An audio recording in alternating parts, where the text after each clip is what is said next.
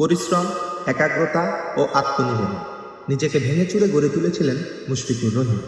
ভরসা ছিলেন বাংলাদেশের ব্যাটিং লাইন আপে, তাই তো ভালোবেসে সবাই উপাধি দিয়েছে মিস্টার ডিপেন্ডেবল হিসেবে। কিন্তু খেলোয়াড়ি জীবন তো একদিন শেষ হবে, সময় মতো সেই ইতি টানছিলেন না বলে ভক্তদের কত রাগ আর সমালোচনা। বোর্ড থেকেও ছিল বিদায়ে আকার ইঙ্গিত। আবেগে মুশফিক দেরিতে হলেও বুঝেছেন, ফেসবুকে জানিয়ে দিলেন আর ওয়ানডে খেলবেন না। মুশফিকুর রহিমের এই স্ট্যাটাস কি আপনাদের মনে প্রশ্ন জাগাইছে? কেন আমাদের ক্রিকেটাররা মাঠ থেকে বিদায় নিতে পারে না?